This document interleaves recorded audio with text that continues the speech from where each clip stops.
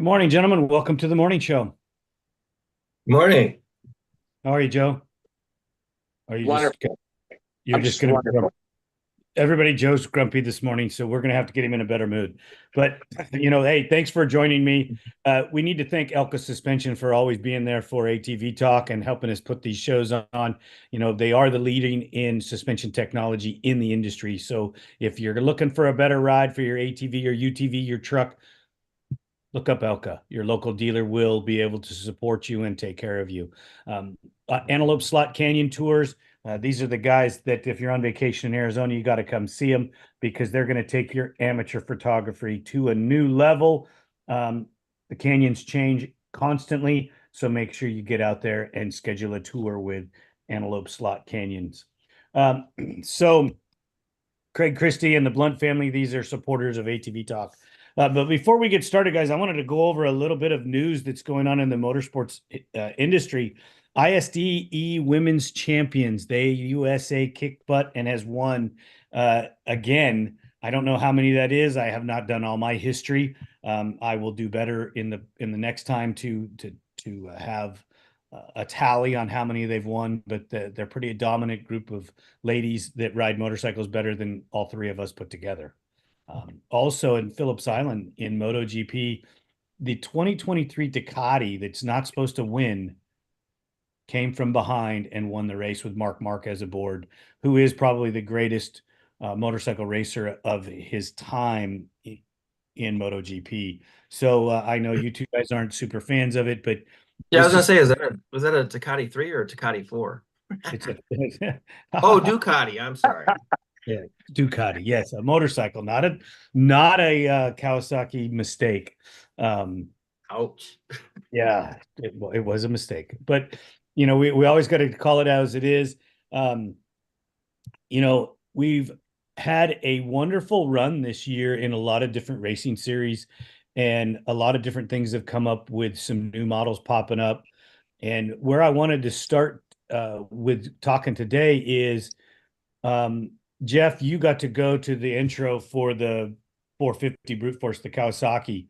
And, we've been talking a little 4x4s because we talked about the Can-Am, the 1000 and the 850, which ATV's got a video out. Dirt Wheels has got a video out and an article coming. ATV Talk also has a review coming. Thank you, ATV On Demand, for helping us with that and making that happen for us.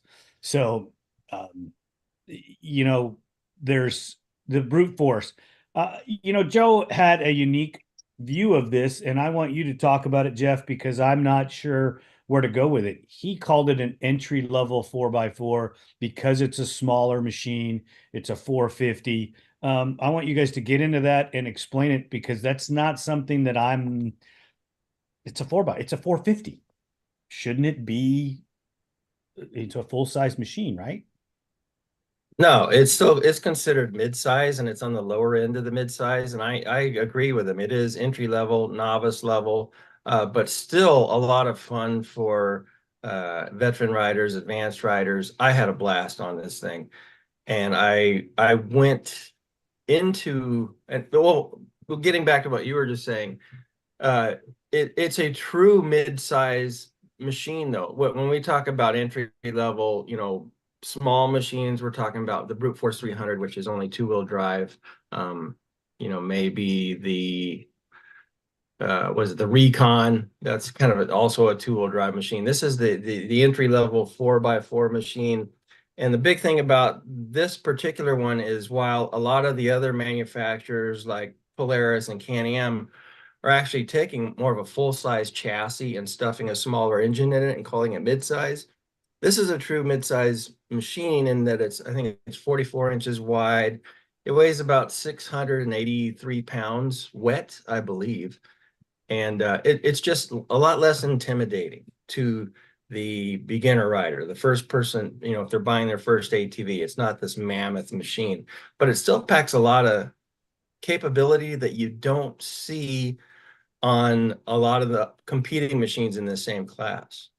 And it does have two-wheel drive, four-wheel drive, which you can switch through on the fly. It also has a front diff lock that works really well. We're going to actually put that to the test. I'm picking up one at the end of the month, and we're going to take it out in the rocks and really get a chance to use that. We didn't get to at the ranch that we were at in New Mexico. Some of the other things well, coming into this whole event that we went to, I wasn't expecting much because this machine is developed by Kimco. It is a Kimco, and then Kawasaki put their spin on it. They made it look like the Brute Force 750. They've done some suspension tweaks, and just had it manufactured to their spec. So I was expecting a little stiffer ride, and it feels very Japanese to me. It rides well. It absorbs the bumps, takes the hits. It doesn't have so much body roll that you can't power through corners and all that. But I was impressed all around. I had very few things to complain about. So let me ask you this one of the complaints that we've had from the non-Japanese manufactured ATVs is the hardware is usually subpar. How did the machine look as far as how it was put together that way to you? It actually looks really good. Looking at the suspension, and again, we need to put more time on it, and we're going to put a lot of miles on this one when we get it at the end of the month to try that out. But Kimco itself has established itself as a reliable brand. They make a lot of machines for other manufacturers too.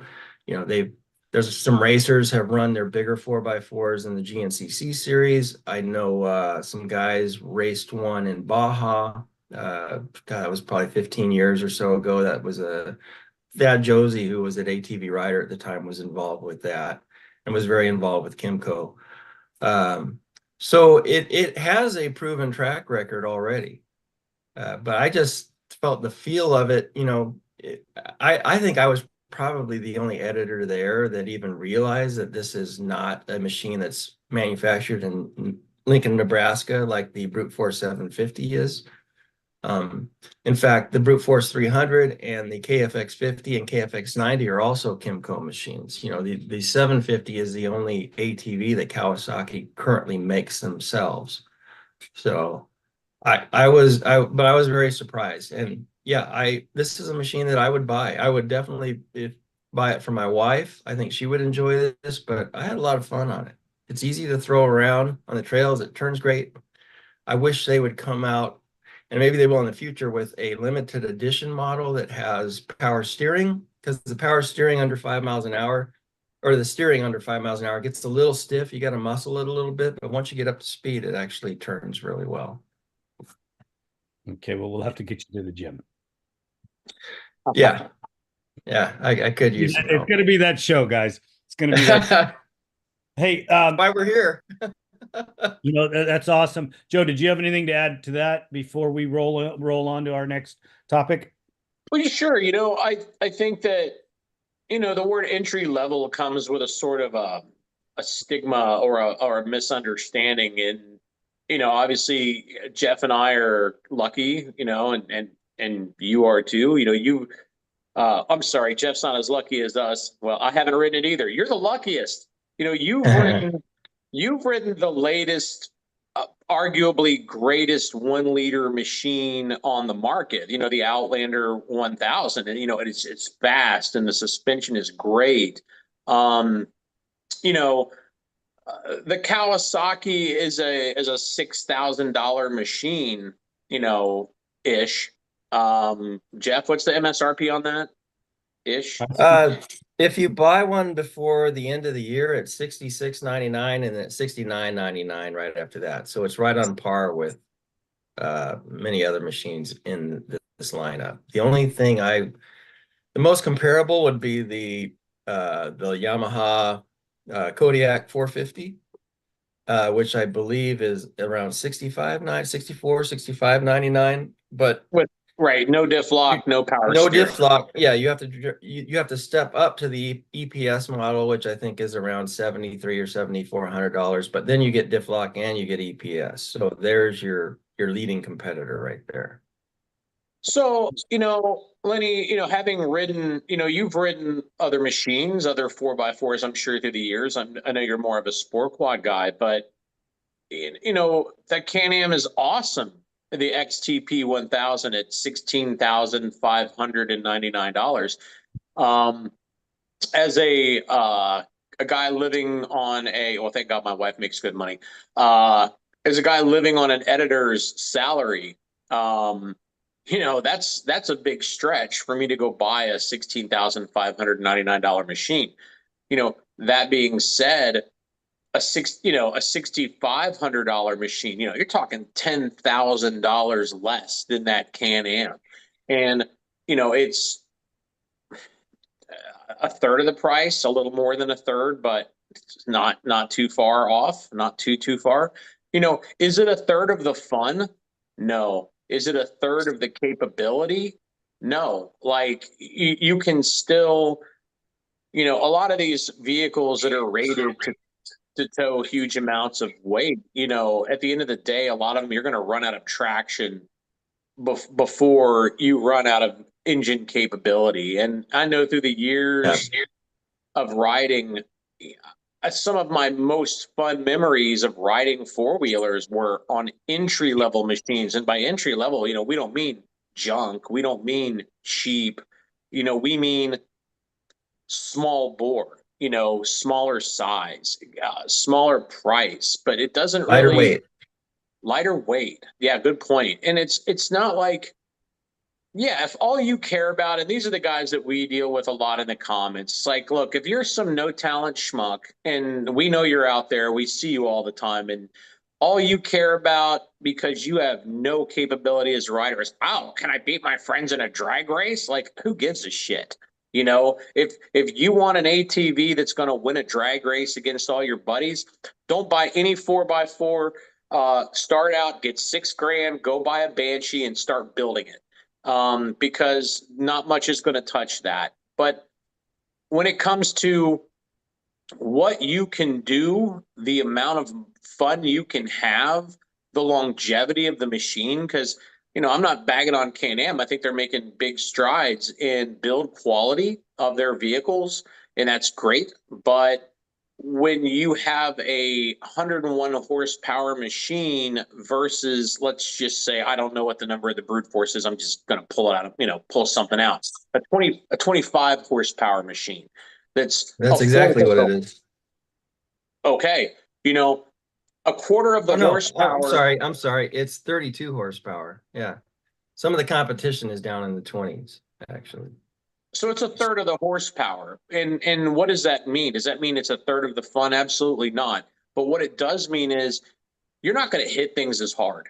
The vehicle's lighter. It can bounce over things more than run into things. Like low horsepower machines don't have as much tendency to self-destruct. You're not going to break axles as easily typically on a lower horsepower machine. So when we say entry level, because it sounds better than cheap, because that doesn't mean they're cheap, doesn't mean they're junk. I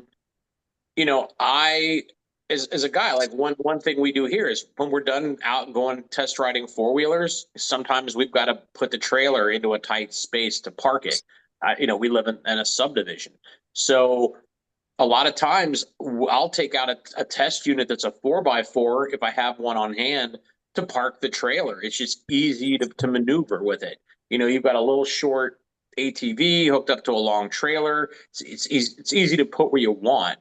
And, we've thought about, I keep saying to my wife, like, I just need a 4x4. I need to own one just for going out and filming, just for parking the trailer, just little things like that. And a small unit makes sense for a lot of people. One quick second, Joe, and then you can go back to that thought. So this is a machine that I could take and teach Valeria, who goes out in videos and takes photos, who does not ride an ATV and doesn't have ATV experience.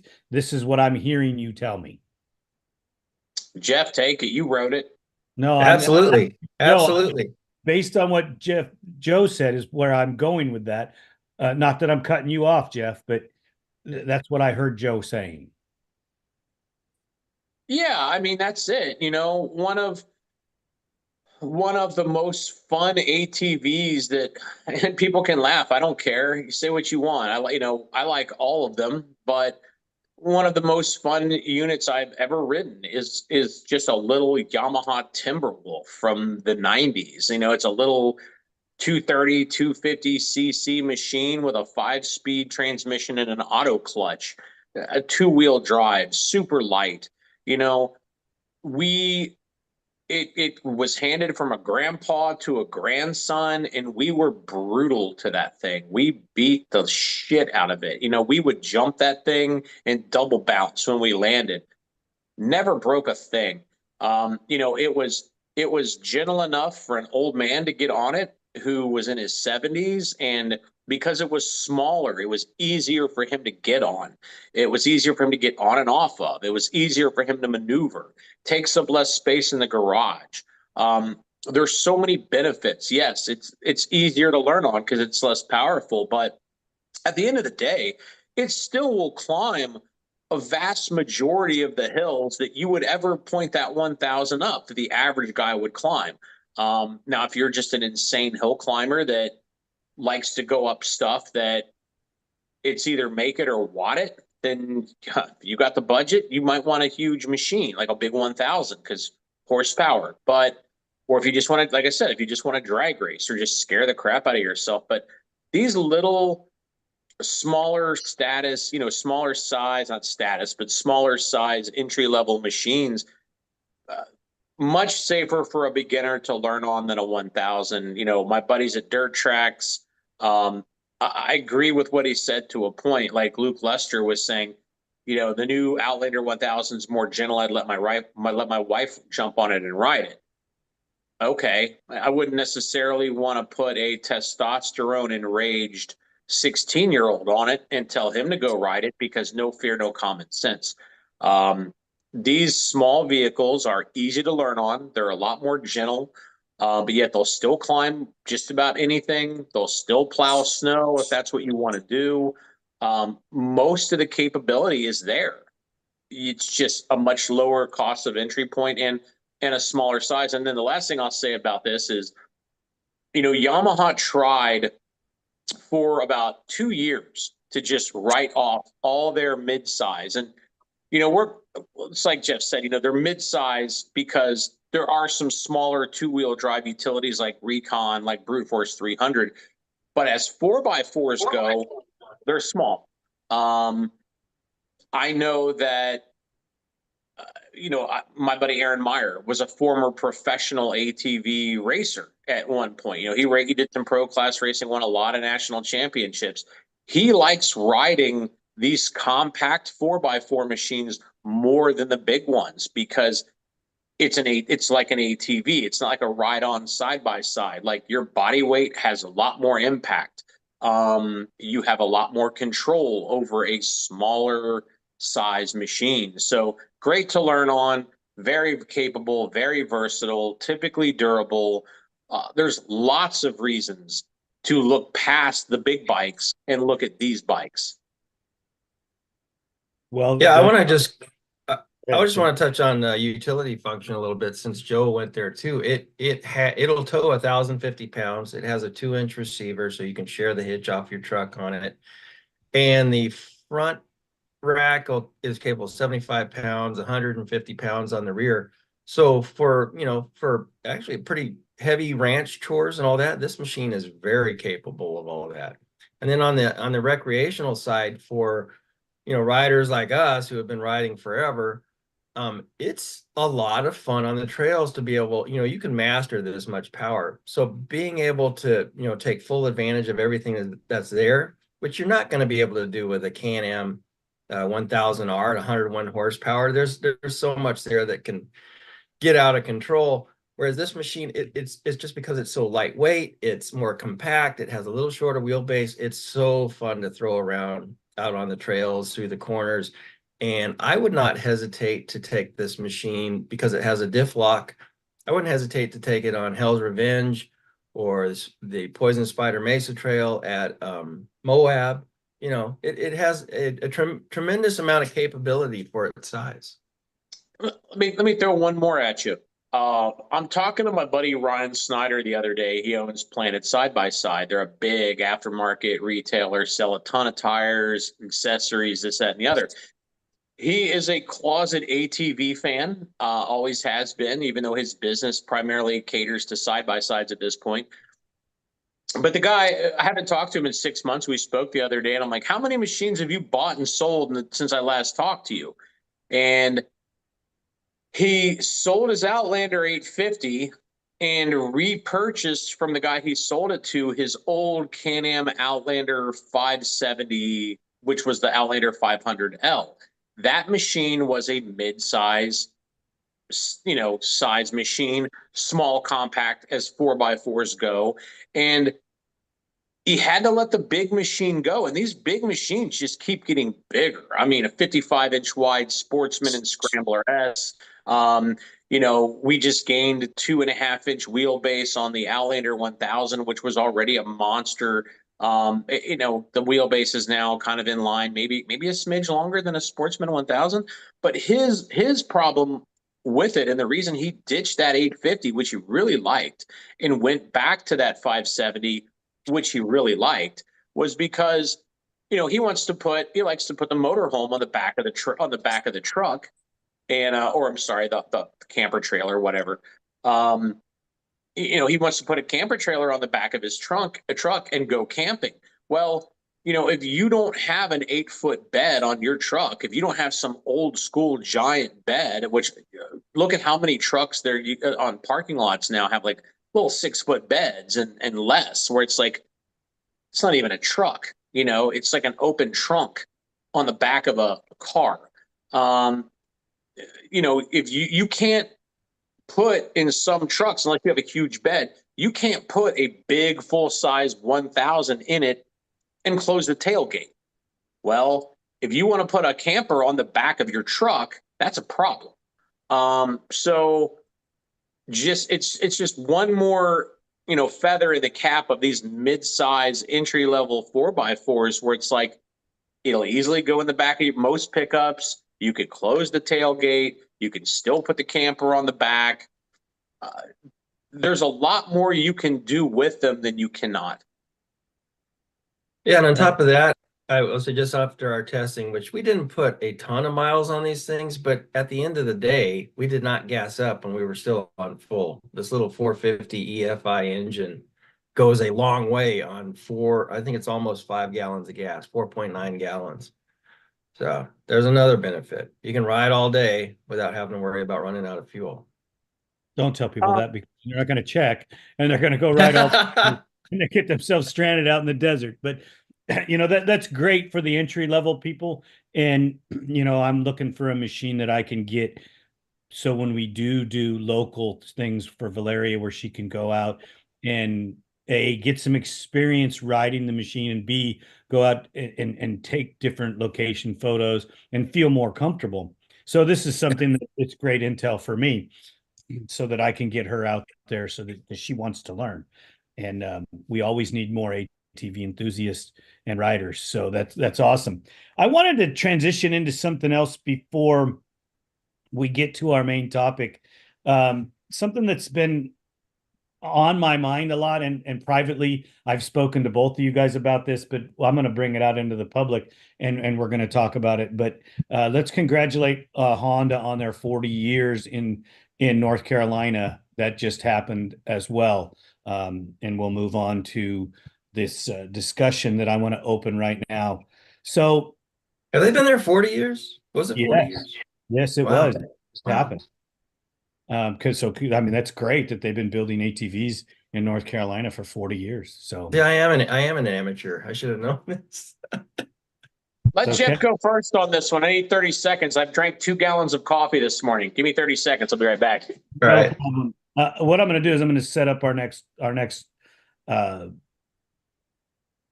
topic, and that's and we'll fill Joe in when he comes back. Are we going to stay on this Honda thing? Because I've been to the facility. We're actually going to transition off. I was just giving them a congratulations. Where I really want to go is I want to go to forums, and I want to ask questions from other professionals such as yourself and Joe, why people go to forums when they should go to professionals, because there's nobody on the forum that's going to teach them what they need to know to solve their gas problem, to fix their clutch issue, to understand why they keep burning a clutch up, or having to replace bearings in a rear carrier, or any of the things that you see people asking these questions about. And it just disturbs me how you can not go to a professional instead of going to a forum that has no professionals on it. And the answers are ridiculous that you get on these forums. Yeah, and they're 50 or more answers too, and everybody's got an opinion, and then an argument breaks out, and you're an idiot, and yeah, you don't actually know, picking out of all of that, what is the correct answer. Yeah, what tires should I get? What pipe should I get? Oh, well, obviously it's the one on my machine, because I would only use the best because I'm smart. Idiot. Yeah. Well, I wasn't going to be that quite harsh, Joe, but I'm just trying to get some insight from other professionals in the industry. Joe, you're a videographer, and you tell stories through video, and you've been doing it for a number of years. You come from the enthusiast side. Jeff, you come from the enthusiast side and have been a writer of stories for years and years, and you get to see it from a different perspective than I do. I've been on the other side of the counter as the guy that people bring their machines to work on for years and years. And I'm trying to get some insight on how someone could go and open their phone or their computer and ask questions. And what's wrong with picking up the phone and talking to a professional? Well, if you're talking about the younger crowd today, they just don't. They have a phone because they like to text and stuff. They don't actually want to talk to anybody, and then I think the older crowd is just so used to talking to somebody in India or some foreign country when they need assistance that just discourages them there. They don't realize that people like you are open all the time, to answering people's questions over the phone. So, and I don't think a whole lot of the other manufacturers are, if you call them, you're probably going to have to leave a message. Whereas when I've called you or Lauren or Duncan Racing or whatever, I get my questions answered. And me as a professional, I still have questions. I believe that Alan answers the phone, to my knowledge, because he's always answered it when I've called him. Yeah. Joe, he does. You. Oh, you can talk to Alan. You might have to go through Roxanne. Well, yeah, I mean, there's somebody. What I'm getting at is somebody answers the phone there. 100%. 100%. I mean, so, and I don't think that we're competitors, even though we work on the same stuff, because we actually do different kinds of work and have different kinds of clientele. It doesn't mean they're bad, doesn't mean they're good, doesn't mean anything. It just means that, I mean, and I'm not even giving them a shout out that you should call them. I'm just saying that there are still a few companies that you can call and get a human. And that's what you need. You need a professional to answer your questions. My goal here is to find out what the thought process is to the person that goes to the forum. Why would you go to a forum? I mean, I've never went to a forum for anything in my life, so I don't understand. I'm the kind of guy because I'm in the industry and because I'm constantly producing content, I don't typically go to forums very much, because like you're saying, there's a lot of misinformation in there. There's a lot of what I have, what I own, it's the best because, I'm the best, and therefore it's the best because I wouldn't use it if it wasn't the best, and I'm smarter than everyone else. But I don't want to totally throw them under the bus. I don't really want to totally. I think they have their place. One thing that's, as a guy who has a YouTube channel like Dirt Wheels, like we get comments from people, and some of them are actually very good. One thing I really appreciate, and I always try to respond positively to these guys, are we have dozens of machines come through a year, and we ride dozens of machines in a year and test them. And the one thing where a consumer has some advantage, you know, and I won't say like, well, we are God and the rest of you should listen to us because we're smarter. Now, obviously, Lenny, you know, you're working in the sport ATVs more specifically, so you have decades of experience with a handful of machines.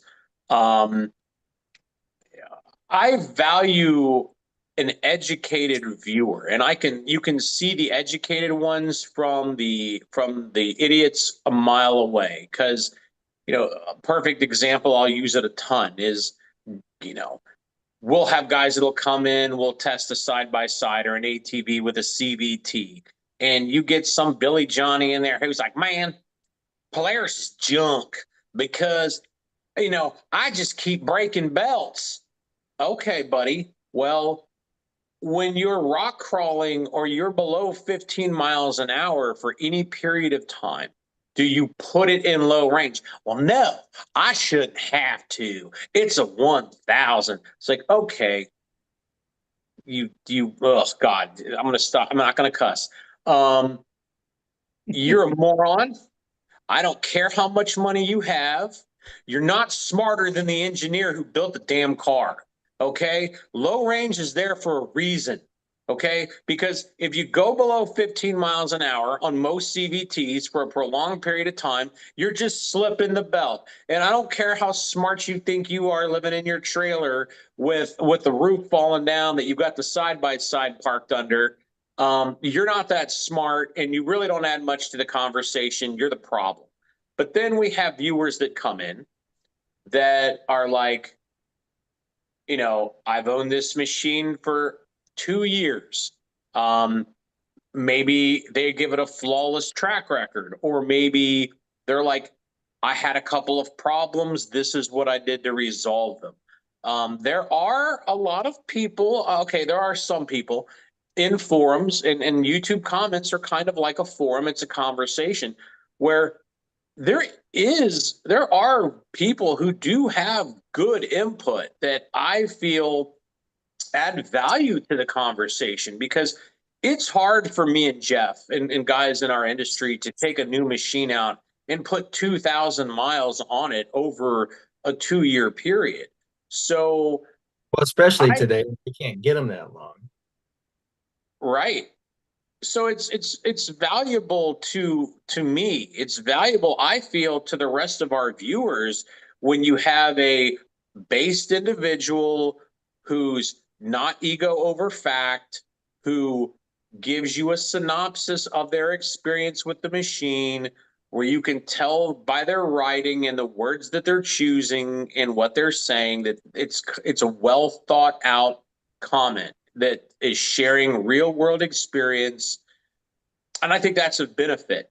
Yeah, there's a lot of bad information in forums, but I still think there's a lot of good information. You know, you might have somebody who wants some information on an older machine that's not being talked about anymore. And if you can go find some old forum posts, you might find somebody saying, hey, who makes a good big bore kit for this? Or who has some affordable A-arms for this? You know, us who run publications, we don't get to test everything for everything. So there's a space for that, I think. And you've just got to be, if you're intelligent, you can pick out the ego from the guy who's trying to give you a fact-based, you know, experience feedback on something. Or I think you get my point. I totally get your point. I just have not seen the educated portion of the forum guy. My biggest deal is you were talking about the guy not being smarter than the engineer. I try to use this analogy. The wheel's already round. You're not going to make it any rounder. So trying to overthink the situation. It's simple. If you break it down into the method of whatever you're working on, there's a simple solution to fixing it or finding out what the issue is. And then you go to the proper professional people to work on it. The biggest issue that I have with them is Billy Bob down on the corner. He'll do it for $5. Well, when he does it for $5, that just costs you a new part, which then you go to the brick and mortar guy like me, and then I want to charge you what it really costs, and you have a heart attack and get pissed that it costs that much. Well, if you first think about it this way, if you wouldn't have went and had it worked on by somebody that didn't know, then it wouldn't have cost so much because you wouldn't have had to pay for it twice. And now you're having to buy a new part and have me work on the new part with your older pieces to put it together correctly. And did you buy a manual and do you own a torque wrench? If you don't have those items, you shouldn't be touching your machine anyways. What's a torque The wrench? emphasis on the torque wrench. What's a torque wrench? Well, I mean, it feels tight. Yeah, snap. Oh, Yeah. I guess it was too tight. You know, Japanese hardware is really good. Some of your other hardwares aren't quite as good. So you do have some issues with some of that stuff, but it's crazy to me that you'll see people pull a carburetor apart and look at it and go, why do I have this issue? Or, oh, I need to replace my float valve because it's sticking because my fuel gummed up in it because I used the wrong kind of fuel in my machine, or I put some type of product in it that doesn't work for my fuel. And now I have this float issue where my gas is running out on the ground because the goo that's in my carburetor and they don't even acknowledge the fact that they did this and that the fuel that they're using is what's causing the problem. Yeah. You know? Yeah. You know, I think I see it a lot when it comes, I mean, if it comes to having somebody work on my bike, it's like, you know, what's the job that you're doing?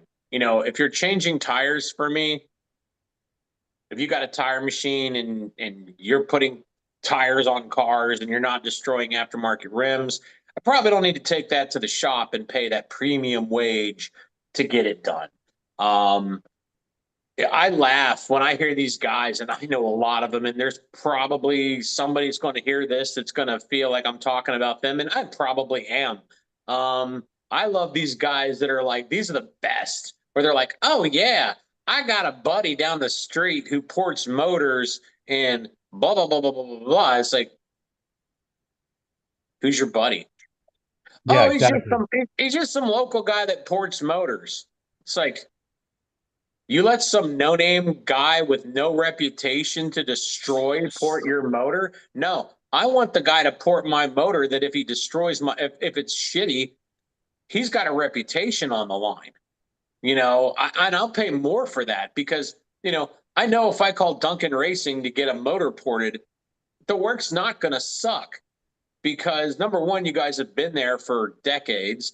Number two, if you start sitting out shoddy work, the word's going to get out there. It's going to destroy your reputation. Like you have too much on the line to do a terrible job, to do a subpar job. It's going to be good because one, that's what you built your reputation on, and that's what you maintain your reputation on. I don't understand why, you know, if you don't have a name, you're not touching my shocks. If you don't have a name, you're not touching my motor, period. Right. And we can disagree and agree on which companies are good and bad. And I love those discussions. And you know what? I am biased and I am prejudiced to what I do and what my brother does. And I'm not afraid to tell everybody that. And it's okay. And Joe, I know that you have ties with certain companies that I personally don't use. Doesn't mean you're wrong. Jeff, you kind of use the gamut with everybody, and that's okay because you're in a position that you need to. And I have more since I've started ATV-TALK, I have more respect for that than you guys could ever imagine because I've gotten to speak to people from other companies that I've got some insight to what goes on behind the scenes and what actually motivates them as individuals. And you know, I just have a better respect for people that are building product and working on things in our industry. And, you know, that's not what we started to talk about, but there are people out there that they have phone numbers on their websites and that don't force you to buy off the internet. And I hate that. I want to get on the phone and I want to call them. It's just like you call the power company. You can't call the power company. You have to go to online. You know, Lenny, when you're talking about the forums and people talking, it's like I've looked at a number of Facebook groups because, you know, I've got a couple older machines in the stable. I've got an old LT230. I've got an old Blaster. I've got a 91 400EX, and I'm gonna throw my money at a set of these shocks just to test them, just to put it out there, and this is how they work. But I see all these people right now that are buying these looking shiny shocks that have big gold reservoirs on them, and like their old Blaster shocks are shot, or their old front 400EX shocks are shot. And they're just looking for the cheapest way that they can put the flashiest looking shock on their bike. And it's like, that shiny shock might be rebuildable. It might not. Are you going to get an American suspension company to even try to go into it, to try to do anything with it if it comes rebuild time? I don't know. I think something that runs parallel with the forums is this whole thing of Americans buying. Not all Chinese stuff is bad, but when it comes to shocks, I'm going to say most of it is. If it comes to B-lock wheels, who gives a shit? If it doesn't cut your tire and it's a little heavier, you're going to destroy it anyway. You're going to bang it into trees. There's places to save money where it kind of makes sense to even me. But then there's some areas where it doesn't. And like aftermarket, buying shocks, no, like, why would you buy a Ching Chong gold crap shock just because the eye is there and it looks fancy? You can go to Nolene right now. Like most people are like, who's Nolene? Clark Jones, Nolene. He's been in dirt bikes forever. He used to be Doug Gust's suspension tuner back in 04 when he won the title on a Z400, revalving his, I think, Elkas at the time, setting them up. You can go to Clark Jones right now and buy a rebuildable set of front shocks that don't have reservoirs. They're very simple. They're $700. They're rebuildable. He'll service them. Let me interrupt you. One of the problems with our society is they've gotten so incredibly cheap. They do not value quality. They do not value doing it correctly. And this is what I'm talking about. This is one of the things that happens on the forums is, when you get somebody on the phone and you talk to them about it, when you do a quality job or you sell a quality part, you have to sell it. And I don't have any problem with that because I can. But the junk that they're talking about on the internet is what's destroying us. And people buying from the internet or Amazon or whatever it is, you're getting rid of the brick and mortar guys and you're causing this system to go that way. And what are you going to do when there's nobody left to call? Because you went to XYZ online and bought that junk, and now you can't, it doesn't fit, and you can't send it back, and you're out, and you come to a brick and mortar and they charge you triple because you bought the wrong thing. Well, I think, and this is hand in hand with the forum discussion, because there's so much ego involved. Like, I'll be honest with you, like, if I have any ego, it's based upon my work. It's based upon what I do. I don't have any ego when it comes to other people's parts. There are guys out there, but when you're in a forum, you don't know who you're dealing with. You don't know if the guy you're talking to is educated, uneducated. If somebody's recommending a motor builder to you that's down the street from him because some guy's got a bench grinder and a Dremel, and you think he's gonna deck your head and pour your cylinder, who's the guy you're talking to? Has he ever ridden a motor from a real motor builder? Has he ever had a motor built by a motor builder who's built championships? It's like, I can get a Duncan motor. I can get a CT motor. We could argue all day long who builds a better motor. At the end of the day, both of these companies have built dozens of championships. Kind of hard to go wrong, in my humble opinion. because experience. And when we're talking about aftermarket shocks and buying these cheap Chinese shocks that look like an Olin's with red springs instead of yellow, it ain't no Olin's. The guy who's riding it, who goes, "Oh yeah, I love them. They're great." Well, who are you and what have you ridden? Have you ever ridden a race bike? Have you ever ridden a champion's bike? We have. We test champion bikes. We've ridden national championship bikes. We bought suspension that is used by national champions. We know the difference between good and bad. And like me, you and Jeff, like especially me and Jeff, because we don't sell anything. So we have no loyalty to a specific brand. It's just like, does it work good? Does it not work good? We get to ride a lot of stuff from a lot of companies. If I test a set of Chinese shocks and I think they're great, I'll let you know. At this point, I wouldn't trust it because I haven't. And if you're telling me, like Lydia, if I called you up and you told me, yeah, those $200 Chinese front shocks are actually a lot better than you'd think. Well, I would put some weight to that. Like, okay, well, maybe I should try them. Maybe they are, because you guys sell very high-end shocks. So if you say this cheap Chinese shock works pretty good, it means something. Some dirtbag who just bought it because it was cheap and he wants to swear by it because he doesn't want to look stupid. We're going, no, I bought them. I hate them. They're junk. If he's going to be honest, that's great. But a lot of people are going to be like, they don't want to say I screwed up. They want to say whatever I have, shit's gold. So you also don't know if that's a competing company that's making those comments too half the time. It could be somebody that saying it because they own something else and they think it's the best. So great point. One of the biggest topics I see, it's been ongoing for decades, is what fuel to run. And that's always on these forums. Is it safe to run pump gas? Should I go race gas? Should I do fuel additives? Is avgas okay? And there's always somebody, that pops in and says, you're wasting your money if you run anything other than pump gas, where, you never get a definitive answer. Anybody that makes that statement is uneducated. Exactly.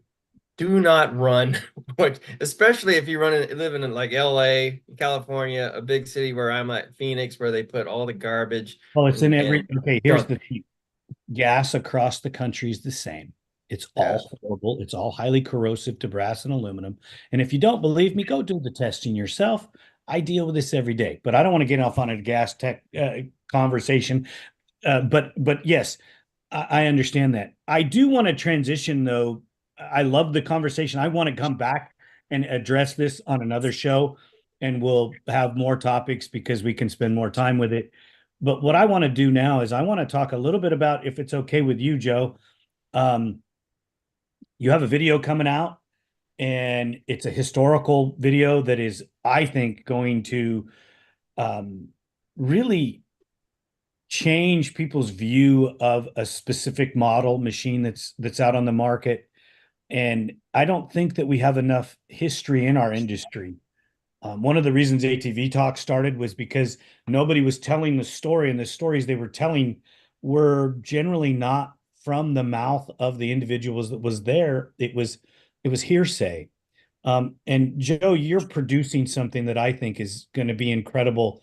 And I'm giving you a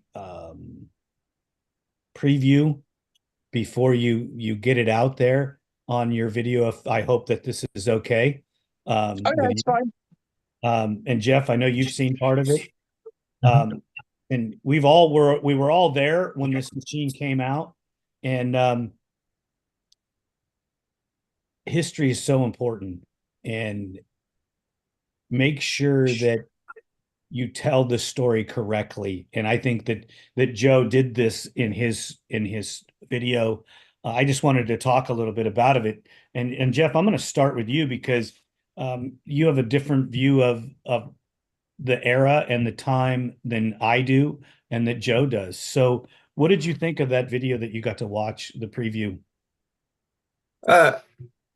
I liked it. I watched the beginning of it. I haven't seen the whole thing yet because I was watching it just before we got onto the show. I got the text from Joe to check it out and see what he thought.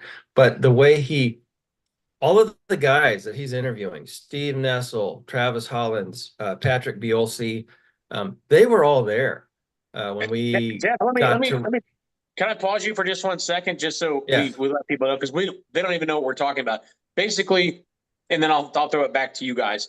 A few months ago, I'll admit it, I was kind of like slow with getting it done. We went to a factory tour of Yamaha's manufacturing facility in Newnan, Georgia. YFZ's been built there since 2014, I believe. And it was a 20-year celebration of the release of the original YFZ 450, which came out as a 2004 model back in 2003. I honestly haven't watched what a lot of other people did with it. But I knew that there was some cool stories that kind of took place behind the scenes as far as developing the machine, the press launch. So I was there with a bunch of former and current factory racers, the guys who helped develop it, helped test it at Yamaha, the guy Steve Nessel, who was the PR guy for ATV and side by side at the time, and we shot a collective of interviews with all these different people. John Pellin from ATV Scene, he got me my start in the industry. I started there for a few years. And before I started working, with ATV on demand, started doing that deal. So it's not exactly our typical action video with lots of action of the bike, and it's more like a history lesson of this machine, the impact and the rollout of it. I wasn't super enthusiastic about doing this video just because I don't I'm used to putting together action videos. So it was difficult for me, from a guy who's done that for 20 years, to do kind of just a talking documentary. Um, but the more time I put into it, the more I kind of enjoyed it. So that's what we're talking about. It's the 20th anniversary of YFZ and its rollout. So back to you guys. Go ahead, Jeff. yeah. I would just say the guys that he interviewed, they were all there back in '04 and even back when the Raptor 660 first came out. And all three of them too, Steve, Travis, Pat, Pat's the lead engineer. He's our go-to guy when we want to know anything about the YFZ 450R or the Raptor. He can tell you all about that machine. But all three of those guys are riders too. They love sport ATVs, and so great people to interview. But I love the way this video flows and tells a story through their eyes, and he and Joe bounces around to each one of them, and it's almost like they're, it's not scripted or anything. It's just the way that they tell this story from the beginning to where we've gotten today. It's a really good history lesson on the YFZ 450, aka YFZ 450R. In the passion, There, you see true passion in these people when they're talking about yeah, it. So yeah, Billy was talking about it, and you could just tell that it made his career, and Dustin Nelson in there. I mean, these are guys that are just icons kind of in our industry. Nelson was on the West Coast. Balance is still the current king of XC, you know. yeah. So a couple of the guys were a little dry to me, but the information they had wasn't. And if you listen to it, you'll gain some knowledge about Yamaha and what they're doing. And their commitment to ATV sport quads is, undeniable. I came through at a different era, and we were Honda guys at the time, and you kind of discounted Yamaha a little bit in the beginning, with the Banshee never being really an awesome machine, as the aftermarket people have developed it far beyond what Yamaha ever wanted it to be. Joe's a Yeah. true lover of the Blaster, but it was never something that was, oh my God, the greatest, nor the Warrior. And but you look at the development of Yamaha as a company and where they are now, their passion and their devotion to making something better than everybody else. This is where they're at, and they're the kings and the leaders right now. And you have to respect it and take your hat off to them. I mean, and I'm not trying to blow smoke up their ass. I mean, I would freaking love for Honda, Suzuki, Kawasaki, freaking CF Moto, or freaking anybody to come out with a 450 that'll compete with the Yamaha, but they just have no competitors right now. And great job, Joe. I really appreciate the effort you put in the video. So anybody that watches this show, when that video drops, you need to go watch it, and I think you'll really enjoy it. I really do. You know, and I want to thank my buddy John Pellin. You know, we've stayed friends through the years. We talk weekly about a lot of stuff, current events, ATVs. I mean, you name it. A lot of politics. But John took the time to, you know, he just did it out of the love for the sport. He interviewed himself. He gave me a bunch of his old photos from back in that time. You know, this video wouldn't have turned out, to me, half as good as it was if it wasn't for his contribution. So, you know, big thanks to John Pellin at ATV Scene, and you know, that website still exists. He doesn't feed it much anymore, but that website still exists. There's a ton of history on that site. Some good-looking girls in bikinis, some not so good, but Miss June, she was hot. I liked her. I'd like to look her Which up year? every now and then. But Which year? I'm gonna go back. I don't remember, but she was like the girl from Roush Creek. You can't miss her. She's built. We'll just say that. And but yeah, you know, ATV Scenes is still a great family show, guys. This is a family show. Hey, you know, I'm built. It's not bragging. Are we live? But no, there's still a lot of great history on that website that I would recommend if you want to dive into some ATV history of racing and machines. ATV Scene is still a great resource. When are we going to get to see that video? Well, I'm gonna wait to hear from Pellin. I'm just sort of letting people watch it. I had my wife I watched it dozens of times as I made it. I'm hoping there's no spelling print. You know, titles are my worst thing. Putting the stuff together and the color grading and all this and that and the other. But then it's just like you're watching this video back you've worked on for a week, and it's just like you're watching it and you're trying to totally give it focus, and it's like, did a word get misspelled wrong? Did you misspell somebody's name and now they're pissed at you? Because once you drop the video, there's no going back.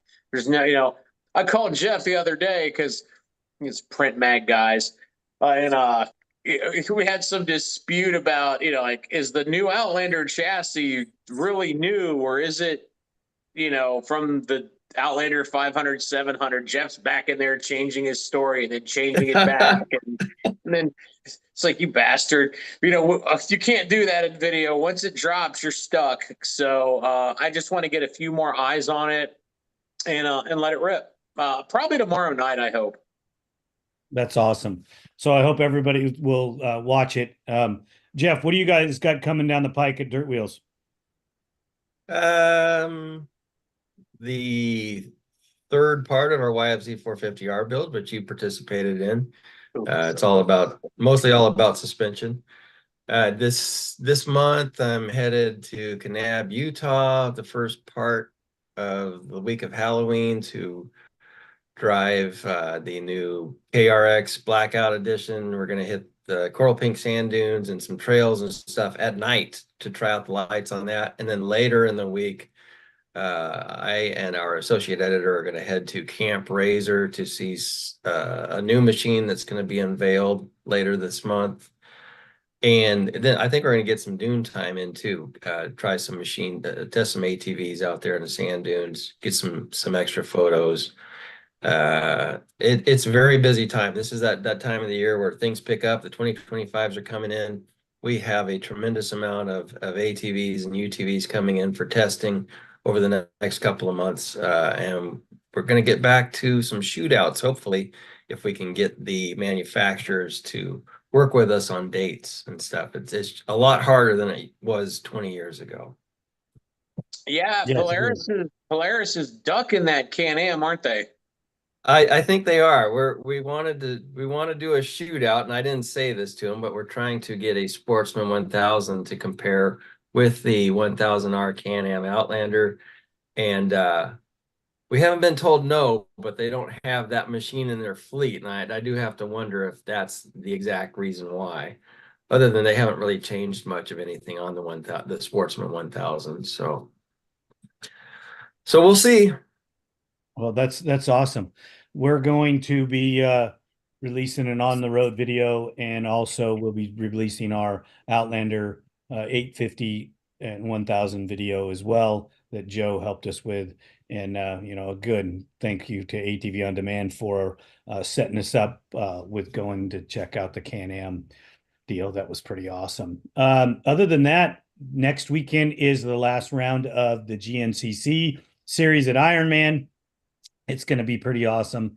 I know that the only title that's really up for grabs is the XC2. They're 1 point apart in that class. Grayson Eller and Alex Thielen. If I've said your name wrong, I apologize. They're battling it out. They've been battling it all year long. Grayson Eller's been on the podium, I think, every race this year. He's done a fantastic job. We'll see how it breaks down. There is a slight possibility that Walker Fowler could win a title in the XC1 class, but the points gap is so far apart. Most people are saying there's just no chance. There's always a chance until the checkered flag drops. So basically, if Bryson Neal DNFs and Walker Fowler wins, he could get it. yes.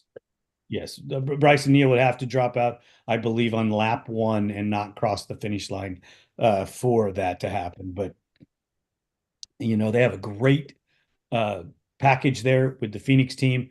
I just cannot see that happening. Bryson Neal's been doing such an outstanding job with his machines that I just don't see that happening, you know, unless something fluke goes on. But we'll be watching. The WXC crown has already been given. The Pro 4x4 crown is basically Brandon Frazier has more than enough points for his title. So congratulations to him and Jessica Elioff for winning.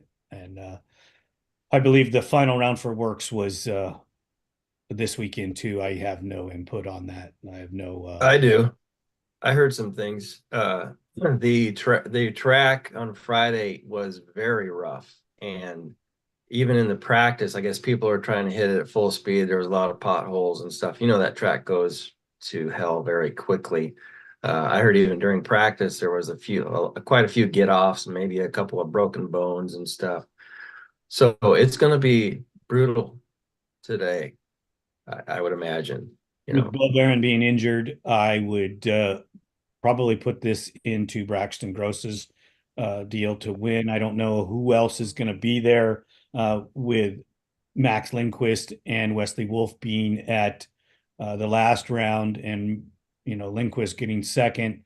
Damon's pretty much locked up the title, even though it's a false flag title, and there is no champion in that class, in that series. To me, you know, when your promoter plays with the results, you just can't award a title. I'm sorry.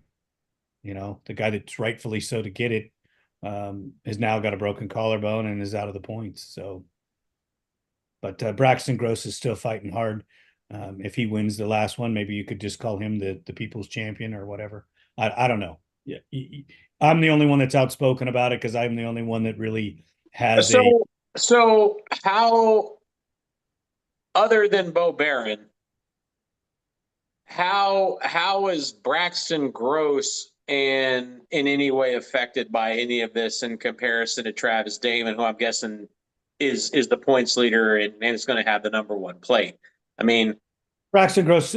So Braxton Gross isn't affected that way. He just has not performed because he never did come all the way back from his DNF at Glen Helen, where no one was black flagged for cutting the course, and nobody was disqualified from the race for cutting the course, but yet Bo Barron was black flagged and disqualified for cutting the course, which was a mistake because the officials at Works didn't mark the course correctly. So aside from that,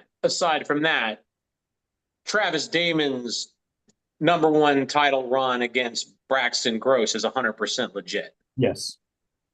All right. I just wanted to clarify that for the people at home, because Yeah, I don't think it would change a whole lot, because Bo does have a broken collarbone, and yeah, he came back and kicked ass with that broken collarbone in a round and won it. But he did more damage to his collarbone too. I don't know that if he had a chance to win the title, do you not believe that he would have went out and won that race, broken or not? I don't know. I don't know what kind of pain he's in or anything like that. I also know, that I have no idea. I don't think there's any way to tell.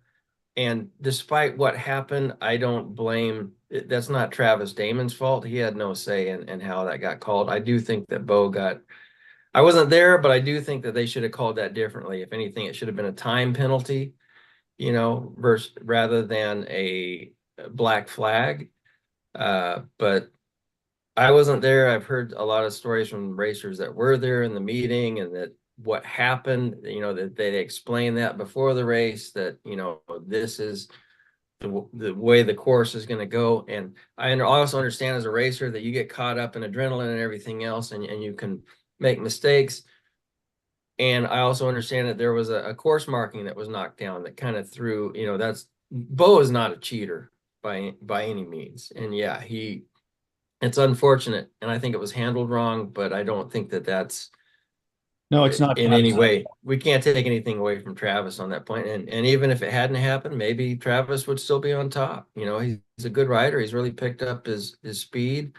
And this will be the first year in forever that Yamaha's most likely going to be the top champion machine on the top of the works podium. Getting who the guy was the first builder of the Yamaha that won the first title. The 450R. Yamaha 450R has already won a title in works. Yeah. Well, it's been a while. 2018. Yeah. So I'm not trying to toot my own horn, but I'm tooting my own horn. Who won that title? Mike Sloan won that title on my bike. Who was that? Mike Sloan won that title on my bike. Cool. Bike that I built. So yeah, I agree with you guys and disagree with you at the same time. I'm not trying to take anything away from Travis Damon at all. I apologize if it sounded like that. Travis if he comes out on top of this, he will be champion. He will get to run the #1. But there will be an asterisk there in the history book. Sorry about that. I didn't do that. The situations did. So, we got to move on and go from there. So we all have new things coming. Everybody, make sure you get your subscriptions out to ATV On Demand, UTV On Demand, Dirt Wheels. If you're not following us all on Instagram, you need to do that as well. ATV-TALK, subscribe, and check out our YouTube channel, our Instagram. We do 3 shows a week. We do an audio show. We do an Instagram live show on Wednesdays, and we do the morning show live on YouTube. So check us out. We'll be here next week with more content and more people. Joe, anything in closing, brother? I need more coffee. Excellent. And you're not guilty. It's just getting. Oh, I'm guilty as shit. 100%. Your shirt says you're not guilty, but. Oh no, this shirt says Donald Trump is not guilty. Okay, there you go. I think that was overturned too. Jeff, anything in closing, brother? No, I'll just go back to Joe's video. The little clip that I saw of John Pellin on there talking about how it really took me back about how at the time I was still racing a 250R. The 400EX came out. We thought that was going to be the game changer for everything. And like John, I just wasn't. Once I got to ride it for the first time, I think it was in late '98 with Bill Lanphier out at the dunes. This one had a pipe on it too.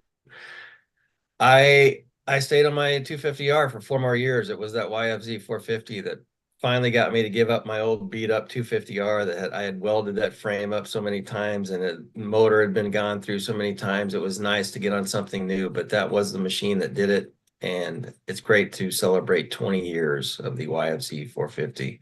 Thank you, Yamaha. Let me pitch it back. Thank you, Let me pitch it ATV back on to demand. And let me thank you. pitch it back to Jeff though. Jeff, are you dropping your Brute Force 450 on the website first, or is it going in the print magazine? No, we're going to drop it first. In fact, I'm going to do that tomorrow. I'm going to put that full review up tomorrow. So I was just I was waiting to see what some of the other people were going to have to say about it that were there. There was only 2 power sports publications that were even there, and so I wanted to see, you know, what some of those other companies would put out if they actually know the history behind the whole 4x4 machines that, you know, started back with the Prairie way back in the day. If they even go back to the history of how we got to where we're at today. Yeah, I was gonna say don't steal my compliment, because Jeff read me the beginning of the article. Actually read me, I think, quite a bit of it. And nice history lesson, you know, at the beginning. Kawasaki hasn't had a mid-size machine in a long time. And one thing I always liked about the high torque publications, whether I was reading, you know, Motocross Action or Dirt Bike or Dirt Wheels, they always did a really good job of kind of going back in the history of whatever machine they were testing and kind of telling you what led up to where that machine came to market. Like, what was the history, and, you know, what got you to where you were. And you know, Jeff did a good job on that. I appreciate it. I'm going to plagiarize it, and it's going to make writing my intro so much easier. Thanks. And no. So it's a good history lesson. It's a good look at a new vehicle. I can't wait to read the whole story. So. Excellent. Cool. Excellent. Thank you, gentlemen. Everybody, get your subscriptions. Dirt Wheels, ATV, UTV on demand, and ATV Talk. Thank you, guys. Have an amazing weekend.